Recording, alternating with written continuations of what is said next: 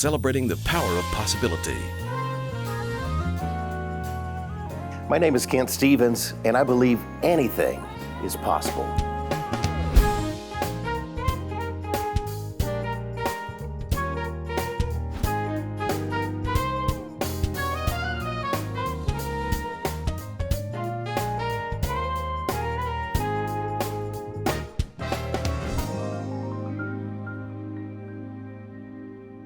Welcome to Anything is Possible. I'm glad to have my friend Kent Stevens with me. Kent, I've been wanting to do this interview for a long time, and I want to start, though, with a thank you. I moved back to Knoxville. I had lived here many years ago, but I moved back to Knoxville 30 years ago. And when I came back to Knoxville, I was unemployed. I didn't have a car. I didn't have any furniture. I was living in one room at my sister's house, and I was actively looking for employment, and had the good grace of meeting James Dick, somebody we both love, and Bobby Denton, and they hired me on a 90-day probationary period during the holidays, actually to relieve Jean Ash, right? So she could leave so everybody could move up, and so they needed somebody to fill a gap. And so I started working at what was then WIVK. It still exists to this day. And I'm the new guy in town, and I'm literally riding the bus to work, getting off a block before the station, coming in the back door so nobody would know that I didn't have a car. I was ashamed of that, but then at the same time, I was just trying to make life move forward. Anyway, I met you at WIVK, and you were a young executive on the rise. And I will never forget how you took me in and how you treated me. I mean, you watched over me, you looked out for me, and I've always wanted to say publicly to you, thank you for that. It meant more to me than I could ever put into words. So I just want to start by saying thank you.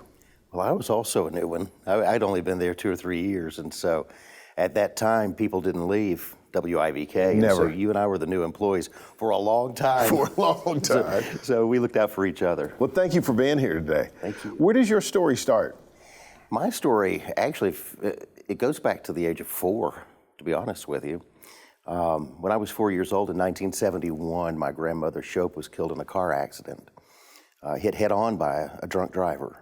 And that started a lifetime of fear of losing people that I loved.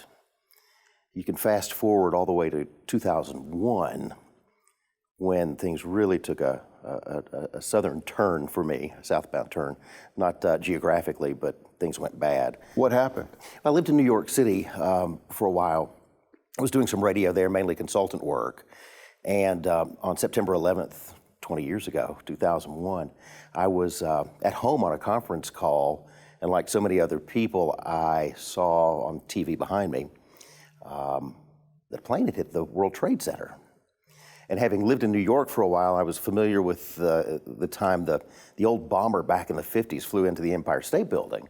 But that was in the middle of rain and fog, and no one could see the Empire State Building.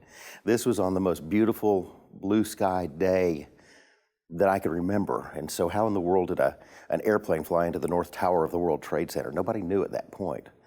You were on the air on News Talk, I was as well as actually on it. WIVK. Yep. All of our stations were simulcasting then.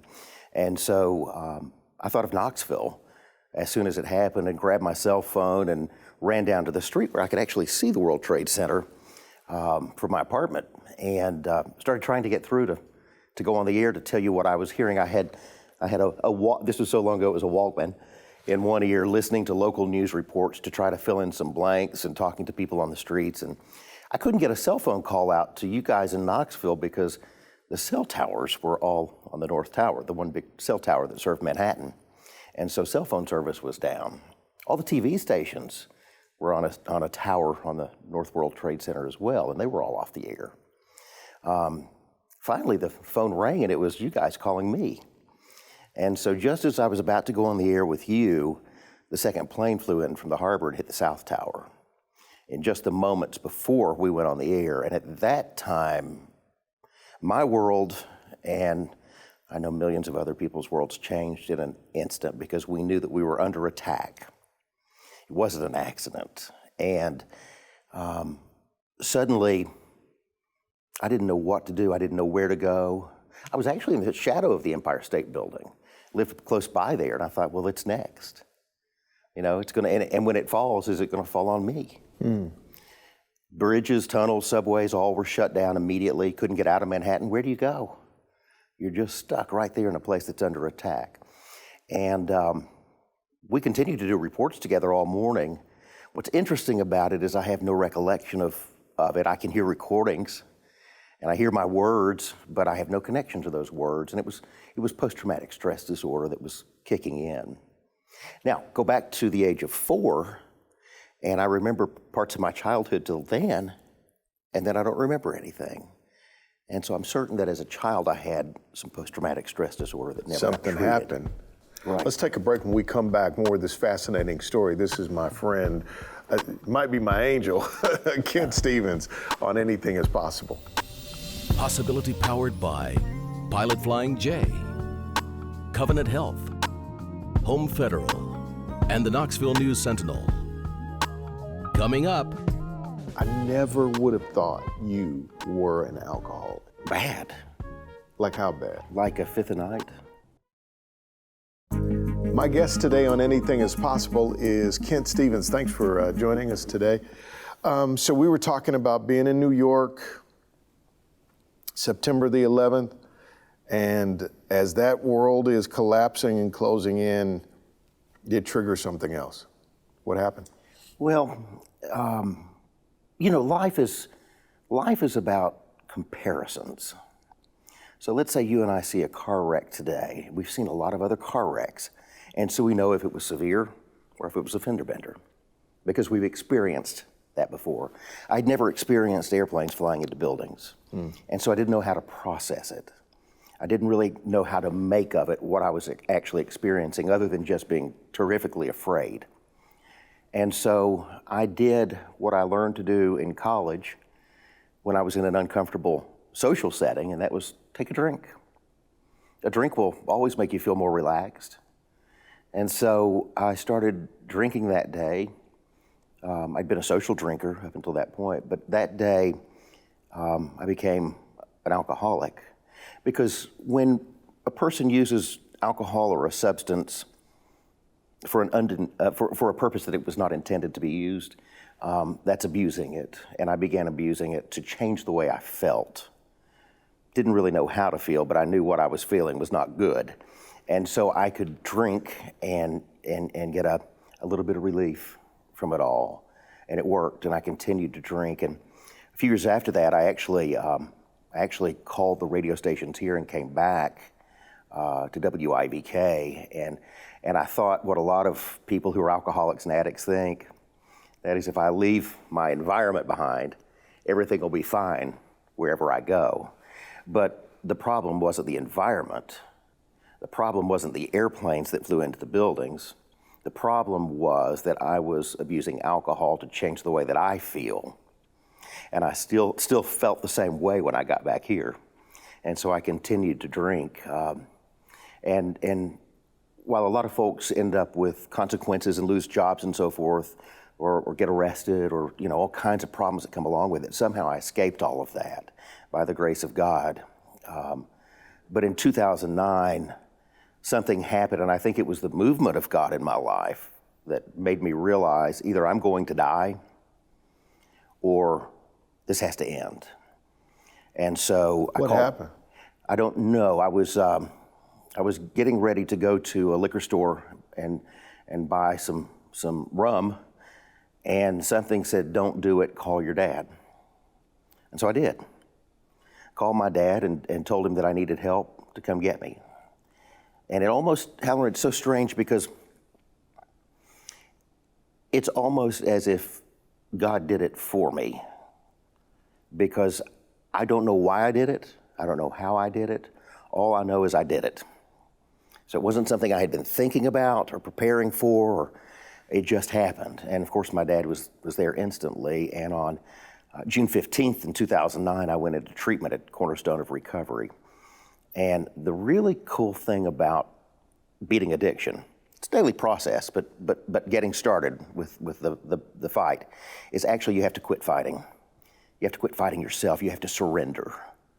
You surrender to win this war against addiction. You surrender your will to God's will. And then I had to surrender to the folks at Cornerstone and say, I have no idea how to fix this, but I want to. Just tell me. I actually told them, tell me what to do and I'll do it. And that's the act of surrender. And that was the beginning of a beautiful, beautiful journey into recovery that hasn't always been easy, but has been the biggest blessing of my life. If you weren't medicating 9/11, did you get to what you were medicating? If that was just a trigger, and if this relates back to your childhood, did you ever get to go under the hood and figure out what's really going on here? What am I really afraid of? Is there shame? What's really going on here? It's really interesting. You do a lot of public speaking, and I do some public speaking too. And after getting into recovery for a couple of years, I began speaking to families and people who were in treatment at Cornerstone on a family weekend and telling my story. And it was during one of those stories, as I was talking, that I had this epiphany. I hadn't even made the connection several years in back to age 4 when my grandmother got killed. But it happened while I was actually talking, and I said, I just realized something. What I experienced on 9/11, I experienced as a child, emotionally, when my grandmother was killed, and I started to investigate it. And I started to talk to some people about it and talk to some counselors about it. And yes, I did finally come to the conclusion that my fear was that people I love will leave me. People I love will leave me, and I can't do anything about it. And so you feel powerless. Powerless. But that mindset will infect and affect everything and everyone you touch. Every relationship, going to college, every job I ever had, everything I have ever done was affected by the fear of losing the people I love and having no power over it. And so that was the problem. The cool thing about recovery is we stop drinking or using drugs in the beginning, but that's only the outward symptom of a much deeper problem going on inside. The brokenness is really on the inside. And until someone is able to identify and treat that, then there is no real recovery. There is sobriety, but there's no real recovery. Wow, that's a whole new possibility, right? Right. But until you're willing to get to the point where you go, tell me what to do and I'll do it, you can't even begin to explore the new possibility of, or to believe that there could be a next chapter or a next you or a better you. So how'd that happen for you? What changed? How did you change? Oh, wow. The first thing that I realized is that those of us who escaped the consequences of job loss and arrests were actually, it was because of luck, not because of who we are, okay? A lot of times... Like I never knew you struggled with any of that. Yeah, well, I hit it okay, not always, but a lot of times those of us who come from positions where we're in the public, we have high opinions of ourselves even when we're alone at home drinking ourselves to death. And so I had to fight the battle of thinking that I was somehow better than the people who got caught, better than the people who killed someone in a car crash and were in prison, better than the people who lost their homes. I was not. And the way I came to that realization is through doing some volunteer work at Morgan County Correctional Complex with some inmates. And I did that for 3 or 4 years, where I went up each week and kind of mentored these inmates who were in for alcohol and drug offenses. And what I quickly realized is that there's no honor in luck. There's no honor in getting away with it, but there's a tremendous depth of honor in paying for your wrongs. And so I realized that these guys are the ones who deserve respect because they're in here paying their price to society, and they're trying to improve themselves under some really tough conditions. And so once I began to understand who they were and who I am, then things started to change a lot. This is big. Kent Stevens is my guest. You're watching Anything is Possible.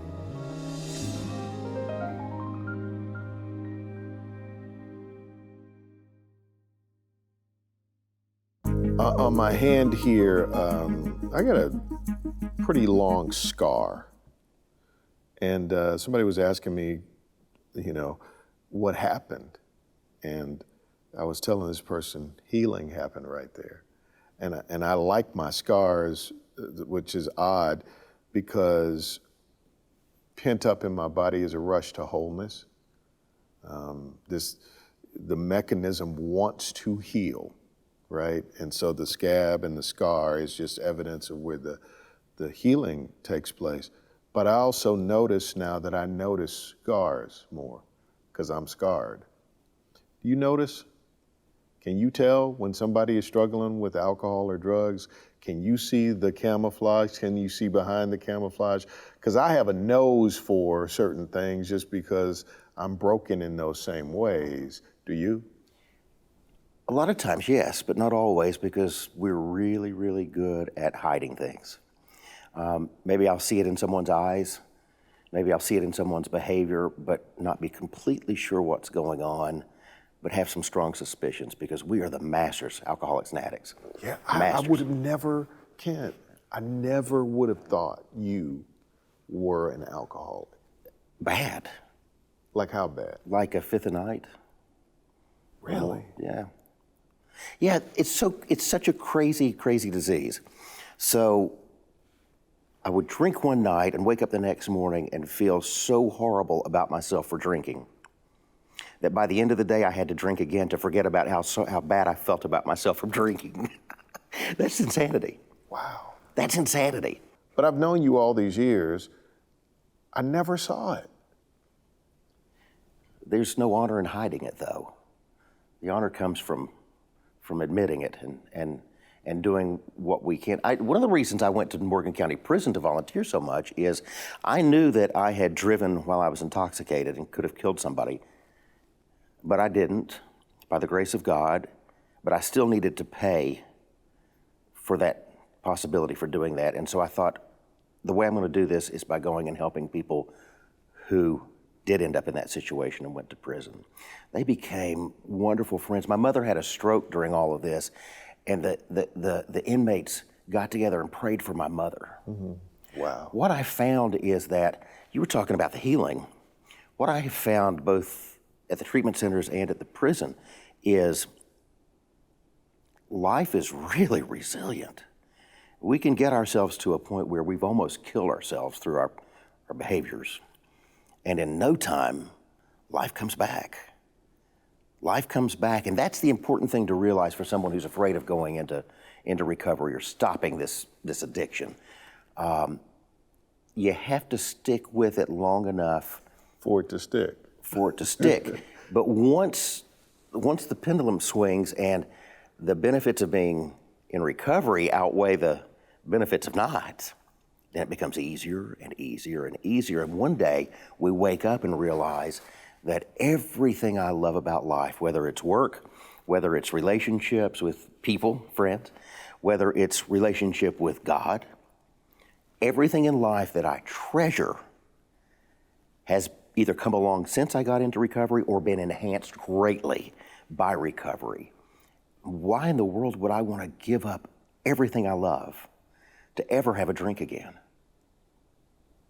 That's no matter big. What happens. That's big. See, the goal of recovery is this: to stand right here and watch the entire world crumble around me and go home that night and lay my head down and sleep peacefully. The goal is to lose a parent, which I was so afraid of all of my life. My mom passed away 10 days before Christmas. Suddenly, she'd been in poor health, but we didn't expect it. And the next night, I laid my head down and slept. It has to do with the peace that comes from knowing a higher power, from knowing God, and knowing that no matter what happens, it's the way it's supposed to be right now. And so when my mother passed away, I had to acknowledge God knows what the future might have been like. I have no idea, but I have to trust him and know that her time had come and that she lived a full life against all odds, and she died peacefully, and I will see her again. And she suffers no more. I had to let her go. So this is the guy that from age 4 was scared to death of it, and scared to death of that, losing a parent. And I did it and didn't feel compelled to drink, to escape. I felt compelled to say a prayer of thanksgiving. That's strong. And lay my head down that night and rest. Wow. Kent Stevens, thank you for being here. I want you to know how much I love and appreciate you. You've been helping people for a long time. You helped me. I would not be sitting here doing what I'm doing without you. And I thank you for the possibility that you seeded into my life. Thank you. God bless you.